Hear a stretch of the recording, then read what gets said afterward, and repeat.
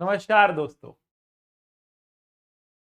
बच्चों, आज कुछ फिर ऐसा हुआ कि मुझे पीछे टीचर की ये हेडिंग लिखनी पड़ी। तो थोड़ी बात करते हैं कि टीचर कौन होता है। बेटा, टी स्टैंड फॉर ट्रस्टवर्दी। एक टीचर को ट्रस्टवर्दी होना बहुत जरूरी है। ट्रस्टवर्दी बोले तो टीचर जब एक क्लास में आता है, एक बैच में आता है, कहता है मैं आपको पढ़ाऊंगा, मैं आपका सिलेबस पूरा कराऊंगा, तो बच्चे उस पर भरोसा करते हैं। बच्चों को लगता है कि यही हमारा उद्धार करेगा और बच्चे सब कुछ भूल के टीचर को ही अपना सर्वे सर्वा समझते हैं और वही करते हैं जो टीचर उसको कहता है। तो टीचर, असली टीचर का ट्रस्टवर्दी होना बहुत जरूरी है। ई स्टैंड फॉर इनकरेजिंग, जो बच्चों को इनकरेज करे अपनी प्रतिभा को बाहर निकालने के लिए।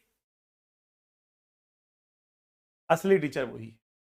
हर किसी के अंदर कोई ना कोई प्रतिभा छुपी होती है, तो जो बच्चों को इनकरेज करे वो है असली टीचर। एबल, एक गुरु बनने के लिए आपको पहले कड़ी तपस्या करनी पड़ती है, हिमालय पे जाकर सिद्धि प्राप्त करनी पड़ती है। बेटा, जब जब आप उस कड़ी जो कहते हैं तपस्या करते हो, तब जाकर आप काबिल बनते हो कि आप किसी को कुछ सिखा सको।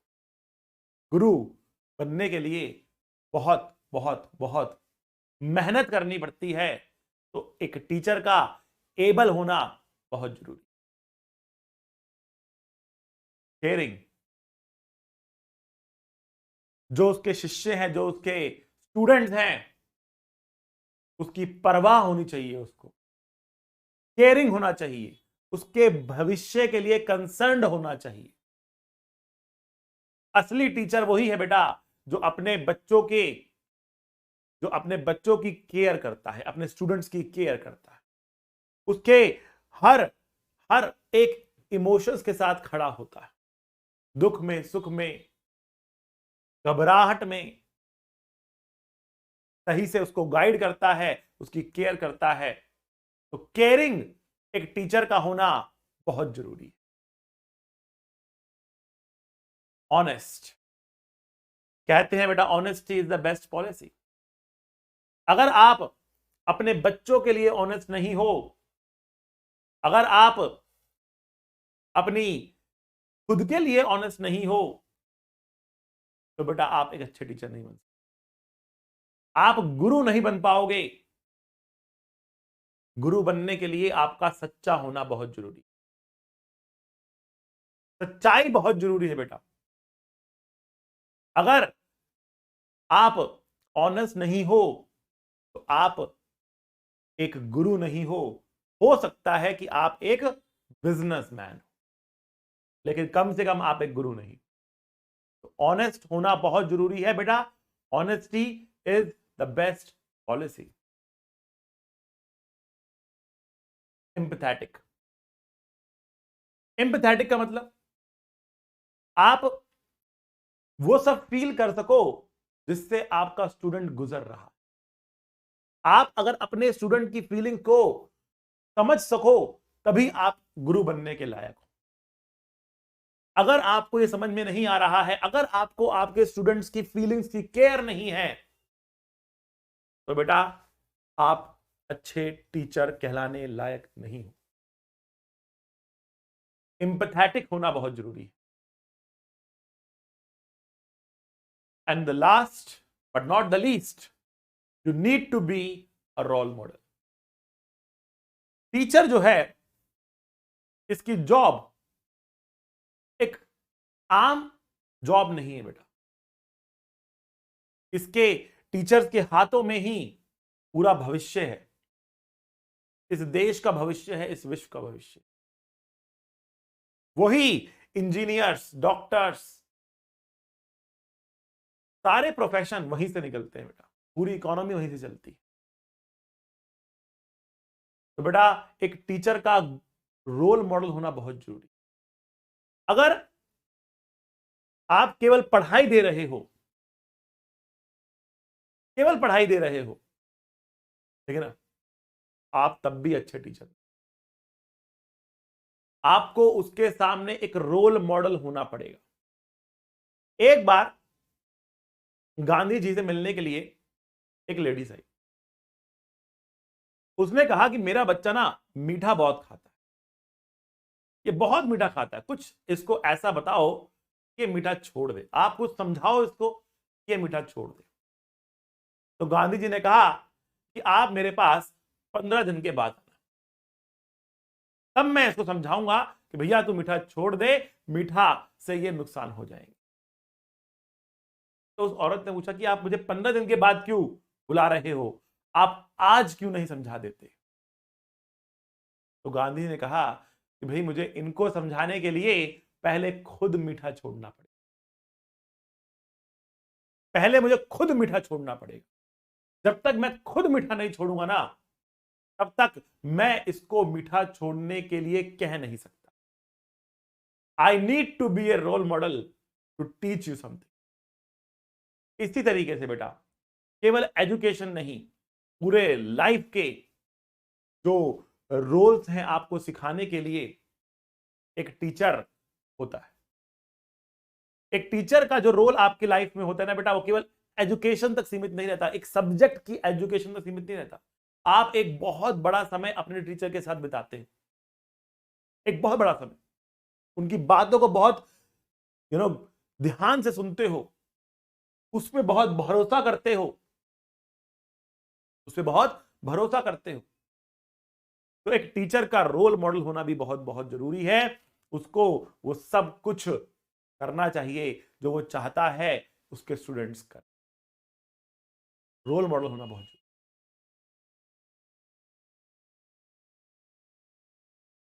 टीचिंग एक बिजनेस नहीं है, केवल इसको बिजनेस की नजर से देखना सही नहीं।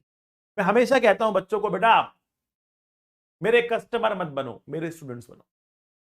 मेरे कस्टमर मत बनो बेटा, मेरे स्टूडेंट्स बनो। जब आप मेरे स्टूडेंट्स बनोगे ना, तब मैं वास्तव में आपको सिखा पाऊंगा। गलती टीचर्स की भी नहीं है बेटा। अगेन कलयुग है, कलयुग, क्या करें, क्या करें। खैर अगेन कुछ बातें जो मन में आती हैं कह दी जाती हैं। बढ़ते हैं आगे आज के लेक्चर पर, और इसका नाम है symmetric circuits. Series parallel register capacitor के लिए हम कर चुके हैं। अब आगे बात करेंगे, और हम बात करेंगे कुछ सिमेट्रीज की। आइए बढ़ते हैं, देखते हैं कौन कौन सी सिमेट्रीज हमारे सामने। सिमेट्री नंबर 1, पहली सिमेट्री की बात करते हैं। What is the first symmetry? तो बेटा पहली सिमेट्री है कि if the line joining the terminals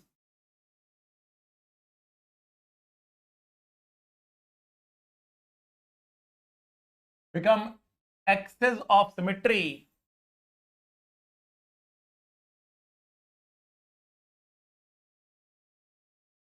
if the line joining the terminals become axis of symmetry, then the perpendiculars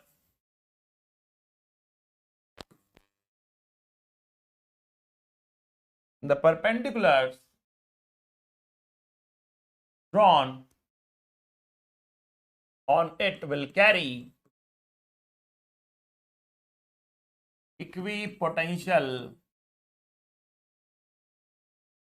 junction। क्या मतलब बेटा इसका?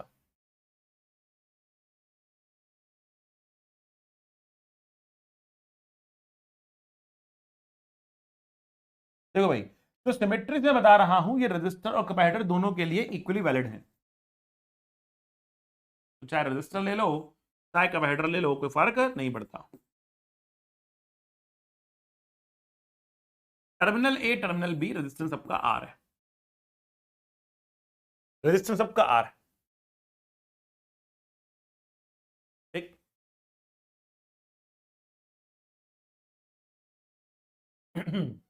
अब देखो सिमेट्री क्या कह रही है, सिमेट्री कह रही है line joining the terminals become the axis symmetry. तो बेटा टर्मिनल एक ये रहा, दूसरा ये रहा, क्या इसको ज्वाइन करने वाली लाइन एक्सिस ऑफ सिमेट्री है कि नहीं? कैसे मालूम पड़ेगा? क्या इसके ऊपर और इसके नीचे एकदम आइडेंटिकल दिख रहा है ना? तो बढ़िया, ये लाइन क्या है? एक्सिस ऑफ सिमेट्री है। ये लाइन तो एक्सिस ऑफ सिमेट्री है। तो अगर हम इसके ऊपर एक परपेंडिकुलर ड्रॉ करते हैं, ठीक है ना, इस एक्सिस सिमेट्री पे परपेंडिकुलर ड्रॉ करते हैं, तो इसके ऊपर जो जंक्शन लाई करेंगे, एक जंक्शन ये रहा, एक जंक्शन ये रहा, एक जंक्शन ये रहा, तो according to this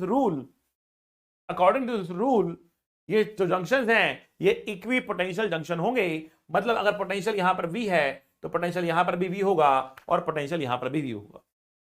the line joining the terminals will become axis of symmetry. Clear? बहुत अच्छे। तो इसका मतलब ये हुआ कि देखो इस एंड का पोटेंशियल भी V है, इस एंड का पोटेंशियल भी V है, दोनों एंड का पोटेंशियल बेटा V है, तो इसके अंदर करंट नहीं जाएगा। दोनों एंड पे पोटेंशियल V है तो इसके अंदर करंट नहीं जाएगा। दोनों एंड पे पोटेंशियल V है तो इसके अंदर करंट नहीं जाएगा। क्यों? क्योंकि ड्रॉप ही नहीं है कोई।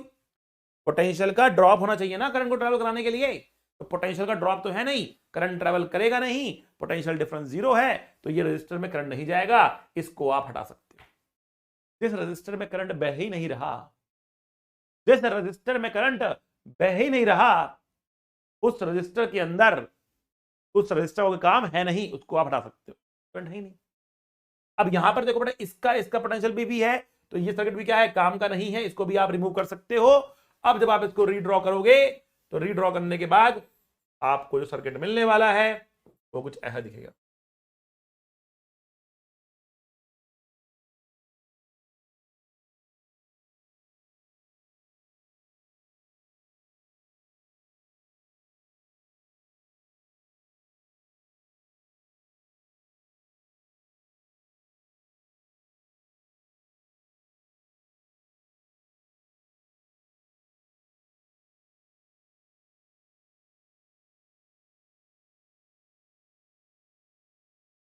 ये चार सीरीज में, ये चार सीरीज में, दो सीरीज में और आपस में सब पैरेलल में, 4R 4R 2R 2R 2R R। तो इन सबको सॉल्व करने पे मिलेगा कितना? R के बराबर ही आएगा। आराम से बैठ के सॉल्व करके देख लेना बेटा, R ही आ रहा होगा।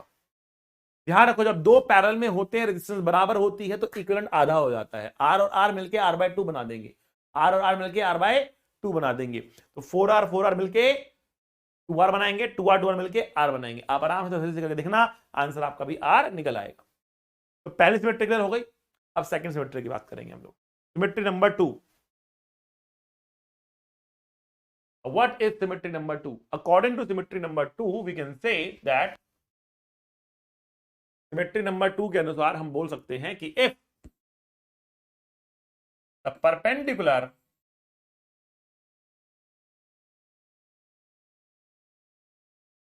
bisector to the line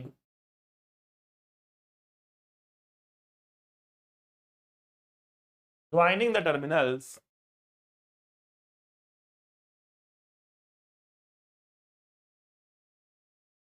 become axis of symmetry, then this perpendicular bisector will carry equipotential junction।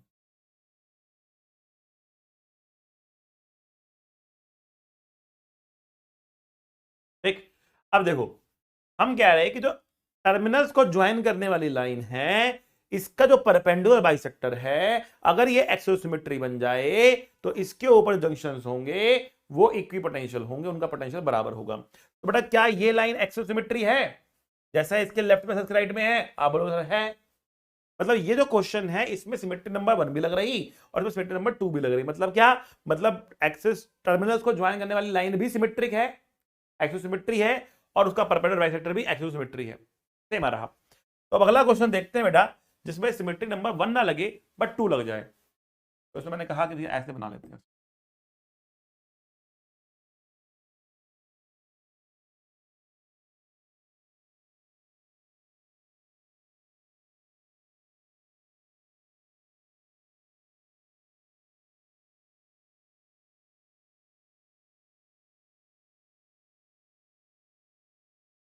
एक टर्मिनल ये रहा, एक टर्मिनल वो रहा। कैपेसिटेंस हमारे पास सी, ठीक है, कैपेसिटेंस है, एक टर्मिनल ये रहा, एक टर्मिनल ये रहा, टर्मिनल टर्मिनल। आ रही बात समझ में? जी। अब क्या करें हम, कैसे जिए हम? जाएं तो जाएं कहां? हम नहीं जाएंगे। अलग सर ने पहले ही हमें कह दिया था वो बुलाएगी लेकिन जाने का नहीं, वो बुलाएगी लेकिन जाने का नहीं, नहीं जाने का है। बुलाती है मगर जाने का नहीं, नहीं जाएंगे। हम आपके साथ है, साथ है और रहेंगे। ठीक है, कह दिया तो कह दिया। भाई तो हमने कहा कि कैपेसिटेंस यहां पर सी है और हम जानना चाह रहे हैं इसका सी इक्विवेलेंट कितना।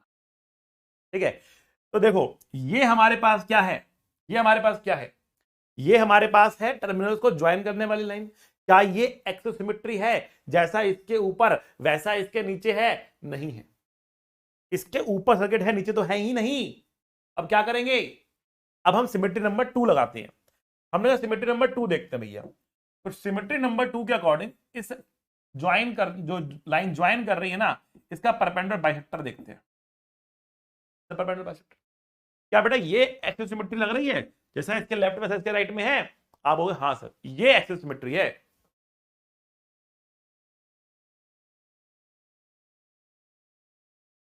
ये तो भैया एक्सिस सिमेट्री है। तो अगर ये एक्सिस सिमेट्री है तो इसके ऊपर जो जंक्शंस लाई कर रहे, इसके ऊपर जो जंक्शंस लाई कर रहे हैं बेटा वो इक्विपोटेंशियल हो जाएंगे। तो बेटा अगेन वापस से ये कैपेसिटर और ये कैपेसिटर अभी भी हट जाएगा। और हम जानना चाह रहे हैं इसका सी इक्विवेलेंट कितना होगा। अब आंसर सी मत देना, ठीक है ना? सर पिछली बार भी तो हटाया था तो आंसर आ रहा था ना, अब भी हटाएंगे तो आंसर सी आएगा ना। अरे ऐसे नहीं करना भैया, टर्मिनल्स बदल गए हैं, टर्मिनल्स का ध्यान रखना है। सारी कहानी टर्मिनल्स की होती है, टर्मिनल्स बदल दिए तो सारी कहानी बदल जाती है। तो यहां पर टर्मिनल बदल चुके हैं, पूरा सॉल्व दोबारा करना पड़ेगा। अगेन अगर हम देखें, अगर हम देखें तो हमें दिख रहा कि भैया ये क्या है, सीरीज है। ई क्या है, सीरीज है। ई क्या है, सीरीज है। ई क्या है, कुछ भी नहीं है फिलहाल, फिलहाल कुछ नहीं है। ये दोनों आपस में पैरेलल में। तो C C C C will be C/4। पहले C/4 लिख लो, आगे कहानी आगे गाएंगे। सी एंड C/2 लिख लो। सर सीरीज में आधा क्यों कर रहे हो, डबल नहीं होना चाहिए। अरे भैया कैपेसिटर है, रजिस्टर नहीं है। जरा बच के, संभल के, देख के, गलती नहीं करनी, गलती नहीं करनी मुन्ना, गलती नहीं करनी। अरे लो कहते कहते गलती कर दी ना, C/2 आएगा। C/4 C/2। अब दोनों किसमें है बेटा, पैरेलल में है, जुड़ जाएंगे। तो C/2 और C/4 को जोड़ेंगे तो 3C/4 आंसर आएगा। ठीक है ना? देखो भैया दोबारा से बनाएंगे, ड्रॉ कर लो दोबारा, कोई दिक्कत बात नहीं है। 3C/4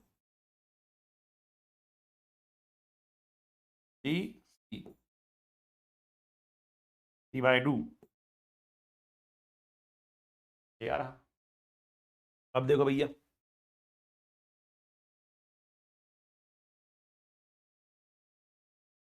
ये तीनों सीरीज में और आपस में पैरेलल में है, ठीक है ना? तो C और C will be C/2, C और C will be C/2। and c/2 and 3c/4 in series will give you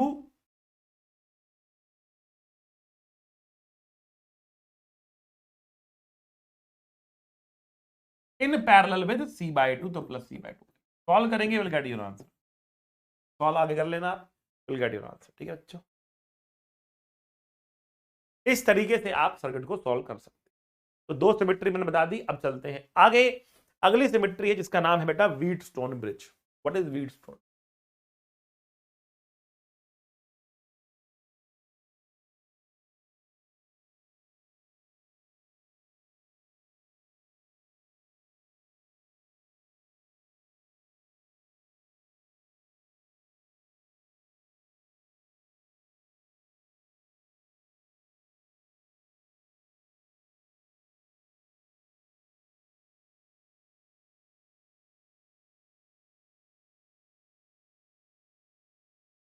इसके काफी सारे रूप हैं।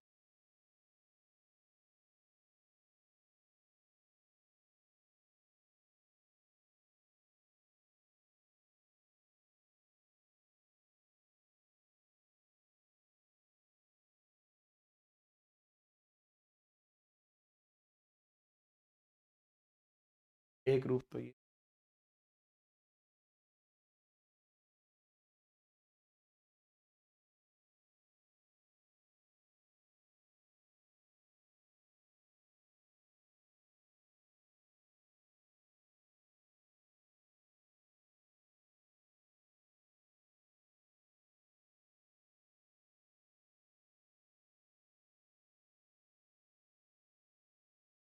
एक रूप ये है।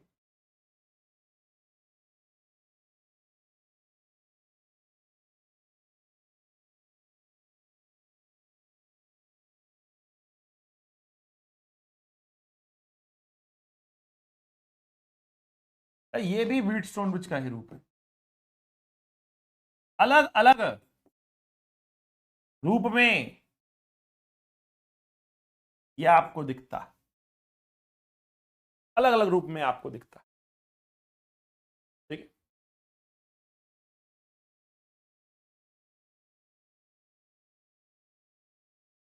देखो व्हीटस्टोन ब्रिज की कहानी ये है कि जो ये सेम साइड वाले हैं, दैट मींस अगर इफ R1/R3 R2/R4 के बराबर हो जाए, अगर R1/R3 R2/R4 के बराबर हो जाए, देन तब क्या होगा? Then R5 can be removed.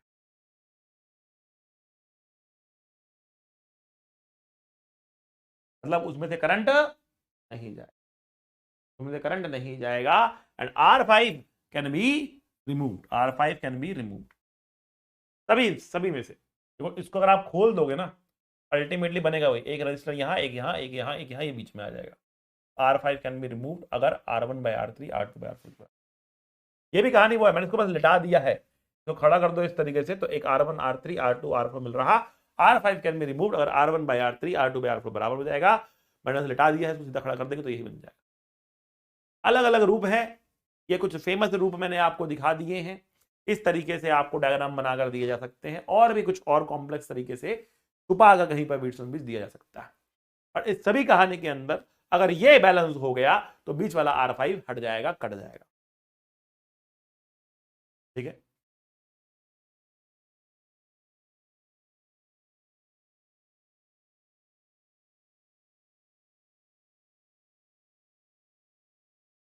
हाँ, जब भी कोई रेवोल्यूशन होती है का अपोजिशन तो होता ही, ठीक है ना।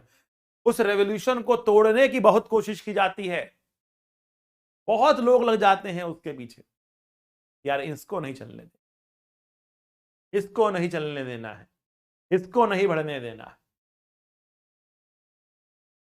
कौन रोक पाया है लेकिन रेवोल्यूशन? कौन रोक पाया है रेवोल्यूशन?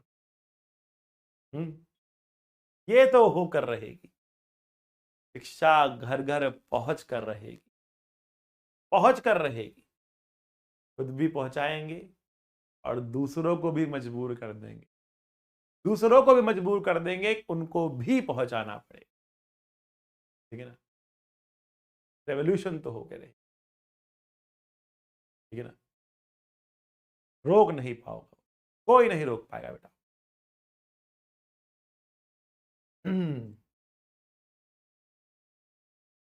व्हीटस्टोन ब्रिज के बाद आगे बात करते हैं, तो अगला होता है बेटा एक्सटेंडेड व्हीटस्टोन ब्रिज।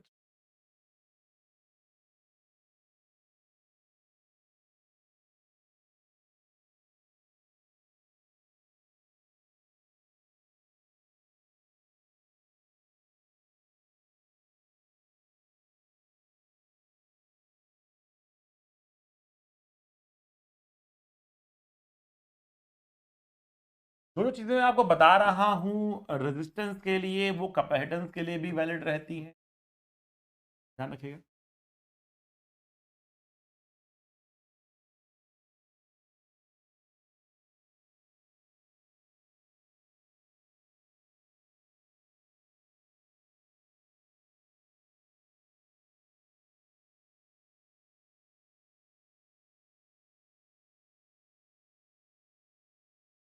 अगर रेशोज बराबर हो जाएं तो ये बीच वाले हट जाते हैं।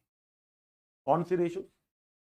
F R1 by R5, R2 by R6, R3 by R7, R4 by R8, ये सब बराबर हो जाए, इनमें से कोई भी अगर एक बराबर नहीं हुआ तो सिमेट्री खत्म हो जाएगी बेटा। अगर ये सारी रेशोज बराबर हैं, अगर ये सारी रेशोज बराबर हैं तो इनमें करंट नहीं जाएगा और ये हट जाएंगे, R9, R10, R11 हट जाएंगे, then R9, R10 and R11 can be removed.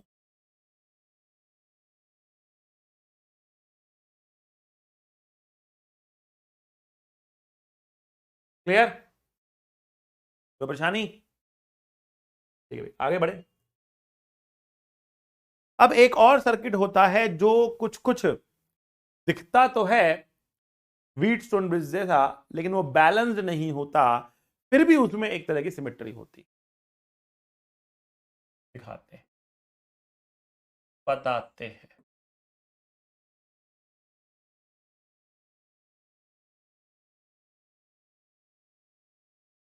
ये R1, ये R1, ये R2, ये R2, ये R3,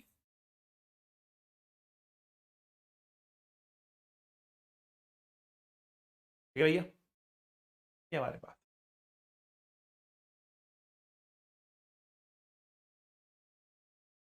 यहां पर अगर आप रेशो लो तो ये रेशो आ रही R1 by R2, ये रेशो आ रही R2 by R1, तो रेशो तो बराबर है नहीं, यहाँ पे R1 by R2 आ रहा, यहाँ पे R2 by R1 आ रहा, उल्टा रेशो है ना, बराबर तो रेशो नहीं है ना। अगर उल्टा रेशो है, बराबर रेशो नहीं है, ठीक है, बट डायगोनली वाले सेम है, R1 R1 R2 R2, तो ये अलग तरह की सिमेट्री है। सॉल्व करना पड़ता है, पूरा डेढ़ बनने का सॉल्यूशन जाता है, सॉल्व करके आंसर निकलता है, वो आंसर हमको याद करना है। आंसर याद करने की सिद्धि आपको दे रहा हूं, वो सिद्धि समझिए। ड्रॉ कर दीजिए इस पर एक एप्सिलॉन, कर दीजिए ड्रॉ। अब देखिए, अब आपको क्या लिखना है, आपको लिखना है R इक्विवेलेंट। स्टार्ट करिए यहां से, आप लिखेंगे R2 R1 plus R1 R3 plus R3 R2 plus R2 R1 divide by R2 plus R1 plus 2 times of R3, बीच वाले का डबल होता है, ये ध्यान रखना है, बाकी सब सिंपल। अभी ये लॉजिक मत ढूंढना सर ये बीच वाले का डबल क्यों करा है, मतलब आंसर ये आता है, उसको याद करने का तरीका बता रहा हूं। क्या करना है, यहां से शुरू करो, जैसे जैसे ये एप्सिलॉन चल रहा है वैसे वैसे आप चलो, R2 R1 R1 R3 R3 R2 R2 R1, ठीक, डिवाइड बाय R2 R1, बीच वाले का डबल 2 टाइम्स ऑफ R3, ये हमारा फॉर्मूला आता है, इसको लगाएंगे, हमारा आंसर खट से निकल कर आ जाएगा। ठीक है, तो ये सिमेट्री पे बेटा ध्यान रखनी है। कुछ लोग इसको स्टार डेल्टा मेथड से सॉल्व करते हैं सिंप्लीफाई करने के लिए, बट बेटा star delta method is not in our syllabus, JEE syllabus में नहीं है, तो लोग करा रहे हैं। अच्छी बात है, कुछ नया सिखा रहे हैं, कुछ आगे की सिखा रहे हैं, लेकिन जरूरत नहीं है। आईआईटी में स्टार डेल्टा मेथड के ऊपर बेस्ड कोई क्वेश्चन नहीं आते हैं, ठीक है ना। ये जो क्वेश्चन है ये विदाउट स्टार डेल्टा भी होता है लेकिन लेंदी जाता है। रिजल्ट याद करने का तरीका मैंने बता दिया आपको, कभी कभी ये पूछ लिया जाता है, इसलिए ये चीज आपको मालूम हो रही है। अब इसके लिए आपको अननेसेसरी स्टार डेल्टा कन्वर्जन को फर्दर याद करने की जरूरत नहीं है, वो आप बेटा बीटेक में जाकर सीखोगे मेथड्स, और मेथड्स जो बहुत सारे होते हैं, ठीक है। चलो बढ़ते हैं आगे और बात करते हैं क्यूब की। क्यूब की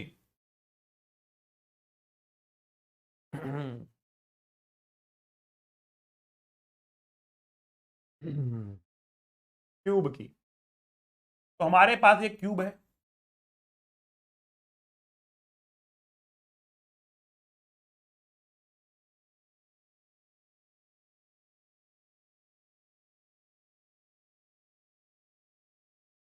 इसके सभी साइड्स पर रेजिस्टेंस लगा है, मान कैपेसिटेंस भी दे सकते हैं आपको।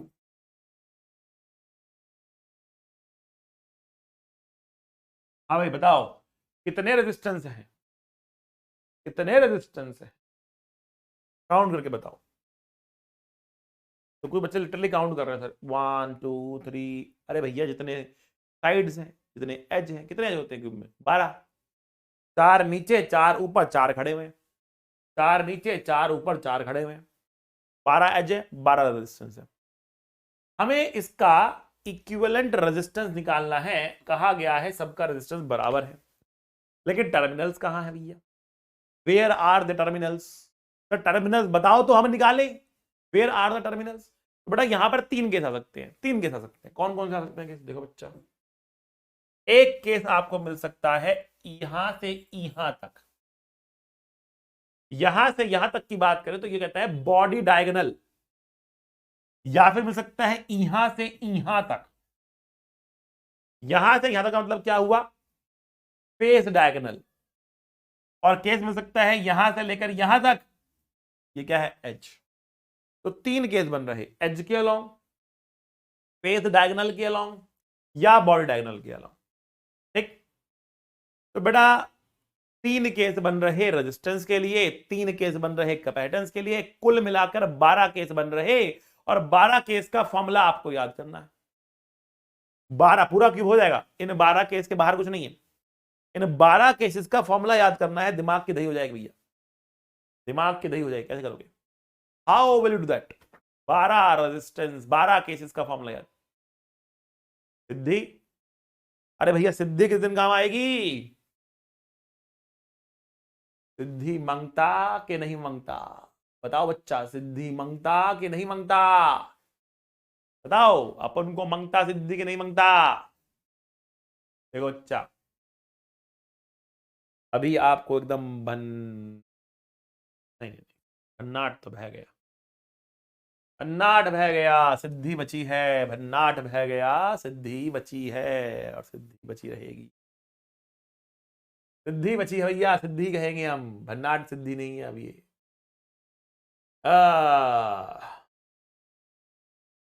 ये फिजिक्स का माया जाल है, चलो भाई दुखद बात है, चलो क्या कर सकते, 3 नंबर याद करेंगे, 3 नंबर 7 9 और 10,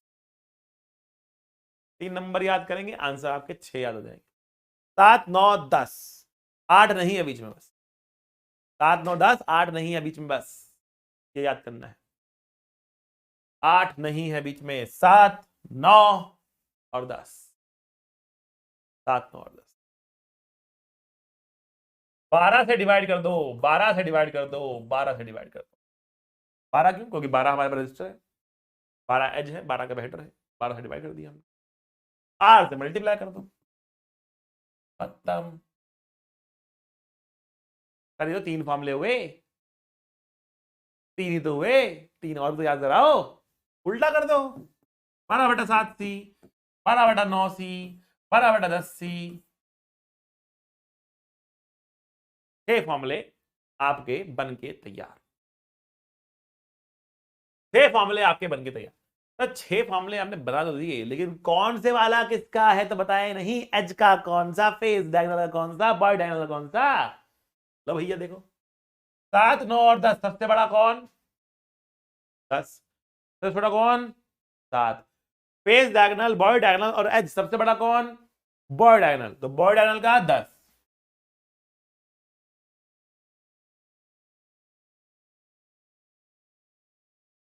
सबसे छोटा एज, फिर फेस डायगोनल।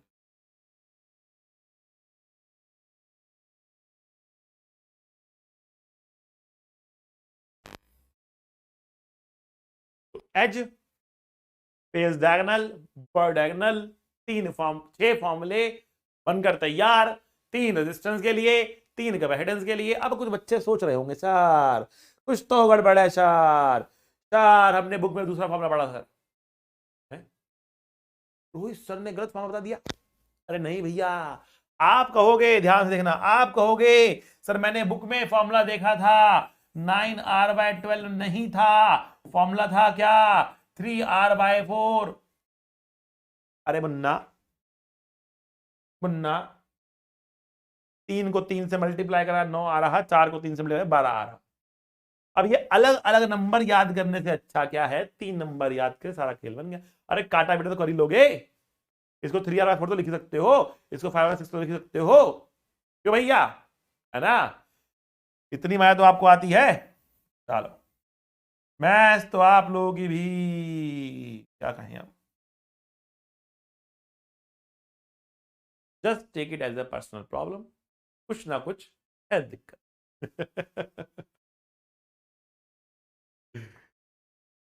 प्यारे बालक, प्यारे बच्चे हमारे। नाट बह गया, नाट बह गया। चलो भैया, कोई नहीं।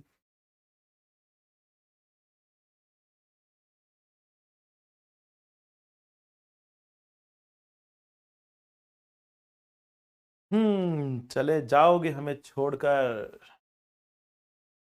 खुश तो तुम भी नहीं रह पाओगे। खुश तो तुम भी नहीं रह पाओगे, जाओगे हमें छोड़कर, आहे खुश तो तुम भी नहीं।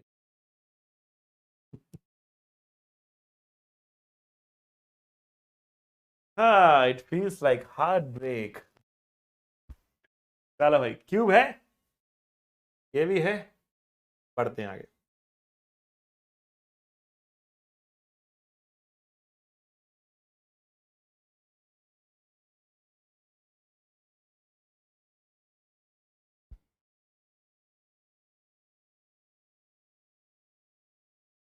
चलिए बात करते हैं थोड़ी सी इनफाइनाइट लेटर्स की।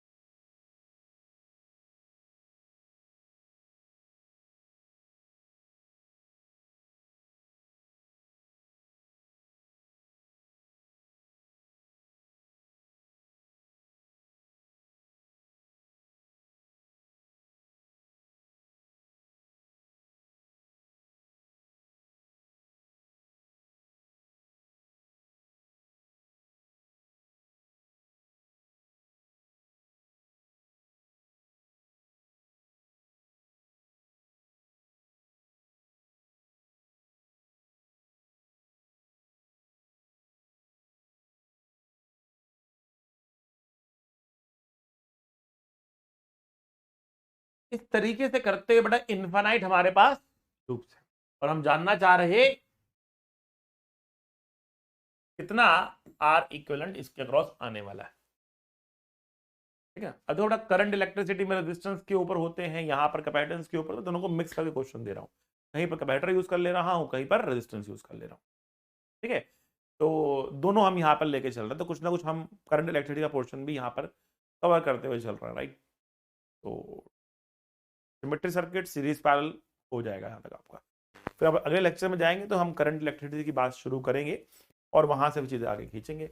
वो खत्म होगा तो फिर हम आईडी फील्ड में आ जाएंगे। करंट छोटा चैप्टर है और आपका जो है इलेक्ट्रोस्टैटिक्स बड़ा चैप्टर था, electrostatics was a big, but जो करंट है it's a small chapter, that's not huge. उसके आगे के चैप्टर सब छोटे ही हैं, कोई बहुत, एक रे ऑप्टिक्स एक बड़ा चैप्टर आता है, बाकी सारे चैप्टर सब छोटे छोटे छोटे छोटे छोटे। इलेक्ट्रोस्टैटिक्स इज वन चैप्टर जो कि काफी बड़ा चैप्टर था, ठीक है ना। इनफैक्ट ये एक नहीं दो चैप्टर्स हैं फील्ड का एंड पोटेंशियल का, और वो दोनों अब हमारे लगभग समाप्ति पर आ रहे हैं, ठीक है ना। और बस बैटरी सर्किट्स पढ़ रहे हैं, इसको हम बस इलेक्ट्रोस्टैटिक्स को खत्म करेंगे इसके बाद। चलो बढ़ते हैं आगे। इस क्वेश्चन को करने के लिए बचपन में हम एक क्वेश्चन किया करते थे, हमारे मास्टर हमें पढ़ाया करते थे, जब हमें वो फिजिक्स की माया दिखाया करते थे। हमारा एक स्कूल हुआ करता था, एक कोचिंग सेंटर छोटा था, कोचिंग घर पे जाया करते थे पढ़ने के लिए टीचर के, कुछ 10 बच्चे थे हम, वहां पर हमें सिखाया करते थे फिजिक्स की माया और मैथ्स की माया। तो खैर एक क्वेश्चन था बेटा कुछ इस तरीके, जब भी ये क्वेश्चन कराता हूं मेरे जहन में वही क्वेश्चन हो,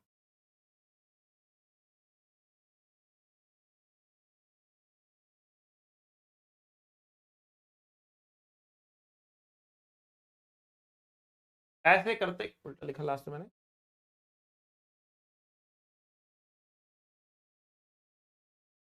ऐसे करते करते इनफाइनाइट टर्म्स हमारे पास, कितने टर्म्स है बेटा, इनफाइनाइट टर्म्स, इनफाइनाइट टर्म्स। ये पूरा y है, हम निकाला है y की वैल्यू कितनी है, what is the value of this whole number, right, इसकी पूरे की नंबर की वैल्यू कितनी। तो हमने कहा देखो इसमें कितनी टर्म्स है बेटा, इनफाइनाइट टर्म्स है ना। अच्छा एक काम करते हैं, अगर ये पूरा का पूरा y है, बेटा ये क्या है, बेटा इसमें कितने टर्म्स है, अगर मैं इसको हाइड कर लूं तो क्या आपको मालूम पड़ेगा कि इसके ऊपर भी कुछ है, नहीं ना। तो अगर ये पूरा y है तो बेटा ये भी तो पूरा y ही है, क्या डिफरेंस है इसमें और इसमें, इसमें भी इनफाइनाइट टर्म्स है, इसमें भी इनफाइनाइट टर्म्स है, दोनों आइडेंटिकल तो है, तो बेटा इसके अंदर भी पूरी इन्फिनिटी टर्म्स हैं, पूरे में भी इन्फिनिटी टर्म्स हैं, दोनों आइडेंटिकल हैं, मतलब इसका क्या, इस पूरे को भी हम y लिख सकते, मतलब y equals to 6 plus 1 by y, y equals to 6 plus 1 by y, solve करेंगे y की वैल्यू निकल कर आ जाएगी, सॉल्व करेंगे y की वैल्यू निकल कर आ जाएगी, ठीक है बच्चों। वैसे यहां हमें इसके अक्रॉस इक्विवेलेंट रेजिस्टेंस निकालना है, और ये पूरा का पूरा, ये पूरा का पूरा बेटा क्या है हमारे पास, ये पूरा क्या है बेटा हमारे पास, इक्विवेलेंट रेजिस्टेंस है, ठीक है। इसमें इनफाइनाइट टर्म्स है, तो अब देखो हमने अगर इसको हाइड कर दिया तो क्या डिफरेंस है इसमें और इसमें, इसमें कितनी टर्म्स है बेटा, इसमें भी इनफाइनाइट टर्म्स है, इसमें भी इनफाइनाइट टर्म्स है। अगर ये पूरा का पूरा x है तो बेटा इसको हटाने के बाद तो ये बच रहा है, ये पूरा भी बेटा x ही है। तो हम कह रहे हैं देखो इस पूरे को हमने x ही मान लिया, और हमने कहा कि जो ये पूरा है ये भी x ही है, मतलब दोनों पैरेलल लगाए हमने, 2r into x divide by 2r plus x, और इस r के साथ सीरीज में लगा दिया, पैरेलल प्लस सीरीज कर दिया, और इस पूरे को हमने वापस से x के बराबर ही कर दिया, सॉल्व करेंगे हमारा आंसर मिल जाएगा। तो 2rx plus 2r square plus r into x equals to 2rx plus x square, ठीक है भाई। अब देखो 2rx कट गया, x square minus r x minus 2r square equal to 0 आ गया, x की value minus b plus minus under root of t square minus 4ac by 2a, ये आ जाएगी, x equals to r plus minus under root r square plus 8r square 4ac 8r square by 2, ठीक है। ये हमारे पास बेटा x की value आ गई, सॉल्व करेंगे आंसर निकल जाएगा। तो 9r स्क्वायर दिख रहा है, रूट करेंगे 3r आ जाएगा, माइनस हटा देंगे तो 4r बाई 2 2r आ रहा है आंसर, 2r हमको आंसर मिल रहा है। इस तरीके से बेटा हम इसको सॉल्व कर पाएंगे, 2r हमारा आंसर निकल जाएगा, समझ गए। आई होप कोई परेशानी इसमें नहीं होनी चाहिए। चलो बढ़े आगे, चले आगे, शानदार। इनफाइनाइट लेटर भी आप समझ गए, इनफाइनाइट लेटर भी आप समझ गए।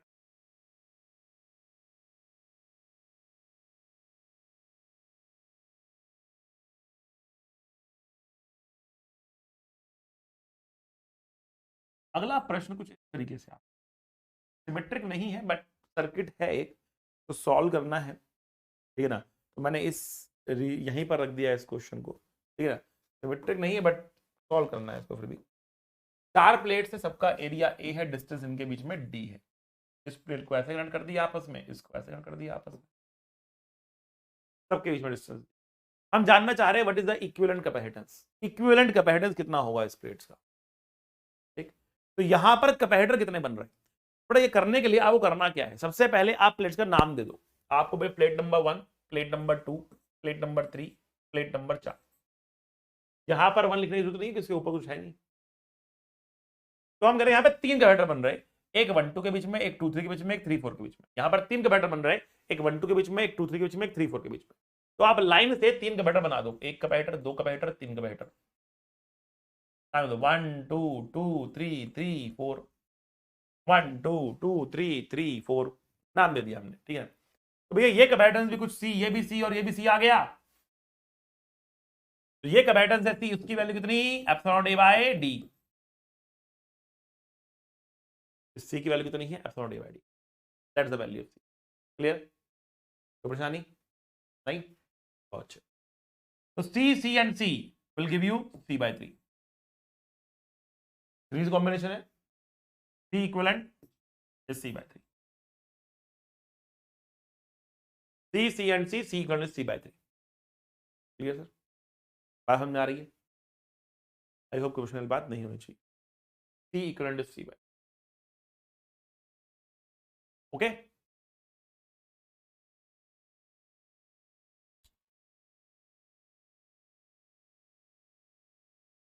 That is how we can solve it. What is the value of C, C की वैल्यू आपको पता ही है यहाँ पर कितनी है, एप्सिलॉन ए बाय डी है, ठीक है ना। तो ये सी, सी और सी है, तो तीनों सीरीज में है, तो सीरीज में बेटा 1 by C plus 1 by C plus 1 by C करेंगे, सी बाय 3 हमारा आंसर आएगा। सीरीज में अगर रेजिस्टेंस होते हो तो बड़ा वो जुड़ जाता है, directly R plus R plus R हो जाता है। बड़ा कैपेसिटेंस है तो बड़ा 1 by C 1 by C 1 by C करके जोड़ेंगे, 3 बाय सी उल्टा करेंगे तो सी बाय 3। ठीक है बच्चों, इनफाइनाइट लैडर हो गया, क्यूब हो गया, ये भी हो गया, ये भी हो गया। एक केस और देख,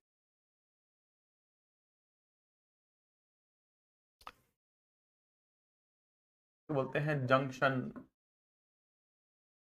ओपनिंग, जंक्शन ब्रेकिंग, कुछ भी कह सकते हो। अब जो ये सिमेट्री है ना बेटा, इसमें आपको करंट दौड़ा के देखना पड़ेगा कि क्या हो रहा, करंट दौड़ा के देखना पड़ेगा कि क्या हो रहा, उसके बाद सिमेट्री दिखती है।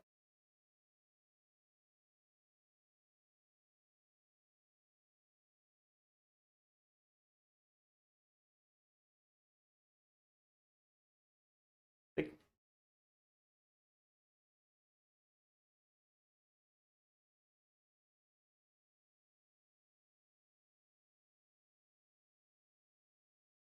देखो भाई, अब तो ये क्वेश्चन आपके सामने आ रहा, तो क्या करोगे, आप कहोगे कि अगर यहां से करंट आई आ रहा है तो भैया यहां से भी करंट आई जाएगा। अगर यहां से करंट आई आ रहा है और यहां पर आया I1 और यहां आया I2, तो यहां से आई करंट जब खींचेगा तो भैया यहां से I2 को आना पड़ेगा और यहां से I1 को आना पड़ेगा। सिमेट्रिक है ना, एंट्री और एग्जिट सिमेट्रिक है ना, क्योंकि एंट्री और एग्जिट सिमेट्रिक है, इसलिए जब करंट यहां पे डाल रहे थे तो यहां से I2 और यहां से I1 आ रहा था, उल्टा खींचोगे तो यहां से I2 यहां से I1 आना चाहिए। जब I बाहर निकलेगा तो इधर से I2 और इधर से I1, मतलब इधर से I निकाला हमने, यहां पे I2 यहां पे I1 आएगा। तो आप देखो कि I2 यहां पर सीधा जा रहा है, इसका मतलब जो करंट यहां से आ रहा है वो ऐसे जा रहा है, करंट का यहां एक्सचेंज नहीं हो रहा है, और हम सर्किट को तोड़ सकते हैं। इस सर्किट को हम यहां पर तोड़ सकते हैं, इस जंक्शन को हम यहां पर तोड़ सकते हैं। कैसे तोड़ेंगे भैया, कुछ इस break the circuit like this, हम कुछ इस प्रकार सर्किट को तोड़ सकते हैं। क्लियर, समझ गए?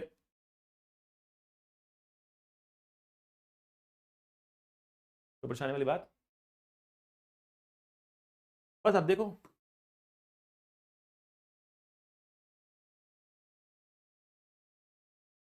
Series parallel, series series parallel, ठीक है बेटा। तो ये दोनों सीरीज में आपके, इसके साथ पैरेलल है, फिर ये पूरा सीरीज है आपके लिए, ये सीरीज है आपके लिए और पूरा पैरेलल है, ठीक है ना। तो 2r/3, 2r/3 plus 2r, 2r/3 plus 2r in parallel with 2r, in parallel with 2r। तो 8r/3 into 2r, 8r/3 plus 2r, ठीक है। तो 16r divide by 14, 8r/7, 8r/7 ये हमारे पास है भैया R equivalent, 8r/7 is R equivalent, 8r/7 is R equivalent. समझ गए बेटा? ये कहानी है आपकी जंक्शन ओपनिंग की, इस तरह से आप जंक्शन को ओपन कर सकते हैं बच्चों। एक और क्वेश्चन दिखाता हूं आपको जंक्शन ओपनिंग पे।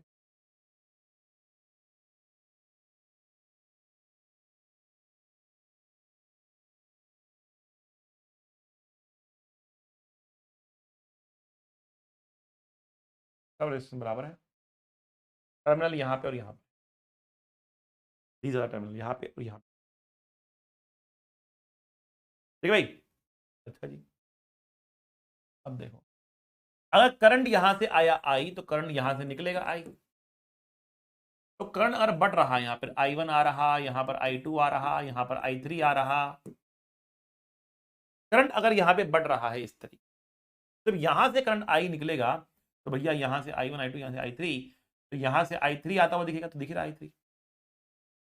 तो ये यहां से कितना आएगा बेटा, यहां से I1 आएगा, और यहां से कितना आएगा बेटा, यहां से I2 आएगा। तो अगर आप देखें यहां पर ध्यान से, तो I2 की कहानी देखो क्या हो रही है, I2 यहां से गया और यहां चला गया, that is how I2 is travelling. और यहां क्या हो रहा है, I2 यहां आया और यहां चला गया, इस तरीके से करंट। जो करंट यहां पे जंक्शन है ना, इसको हम ब्रेक कर सकते हैं, जो यहां पे जंक्शन है इसको हम ब्रेक कर सकते हैं। कैसे ब्रेक करेंगे देख लेते हैं।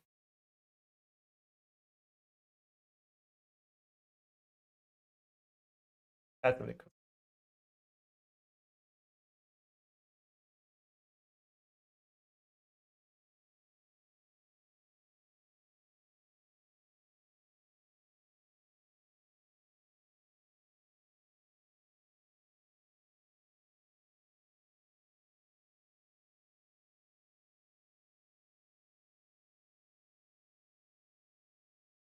That is how we can break the junction, ठीक है। यहाँ पे हम लगाया, अब हमें तो ये कितना है, R/2, 2R, 2R सीरीज में है, फिर आपस में क्या, पैरेलल में। तो 2R 2R in parallel will give you R, तो ये पूरा का पूरा R हो गया, वैसे ही ये पूरा का पूरा R हो गया। अब ये वाला R, ये वाला R, ये वाला R, ये वाला R, ये चारों R मुझे सीरीज में दिख रहे हैं, इनफैक्ट पांचों, ये पांचों R मुझे सीरीज में दिख रहे हैं, 1 2 3 4 5, 1 2, ये पूरा का पूरा 3, ये 4, ये 5, ये पांचों मुझे सीरीज में दिख रहे हैं। और ये तो आ रहा है हमारे पास। तो हमारे पास सिचुएशन क्या है, ये है, ऐसे है और ऐसे है और ऐसे है, ठीक है ना। तो यहां तो हमारे पास आ रही है, और ये पांचों सीरीज में, तो ये 5 आ रहा है, 5 गुना है तो बड़े वाले का 1/6। तो जंक्शन ओपनिंग की कहानी कुछ इस तरीके से सुनाई जा सकती है, जंक्शन ओपन हम इस तरीके से यहां पर कर सकते हैं, ठीक है बच्चों। बेटा हम लोगों ने बहुत सारे सिमेट्रिक डायग्राम्स देख लिए, सिमेट्रिक केसेस देख लिए बेटा, ठीक है। अलग अलग तरीके के हमने देखे, व्हीटस्टोन ब्रिज से लेकर अलग अलग कहानियां हमने यहाँ पर जो है वो गा दी हैं, कह दी हैं, ठीक है। बढ़िया से इनको आप देख सकते हो। तो बेटा इसके साथ आपका ये चैप्टर भी होता है खत्म। नेक्स्ट चैप्टर हम स्टार्ट करेंगे करंट इलेक्ट्रिसिटी अगली बार, अभी से स्टार्ट करने का फायदा नहीं है कुछ भी, ठीक है ना। तो पढ़ते रहिए, मुस्कुराते रहिए, be a good human being, ठीक है। मिलेंगे अगले लेक्चर में, तब तक के लिए सी यू, टाटा, बाय बाय।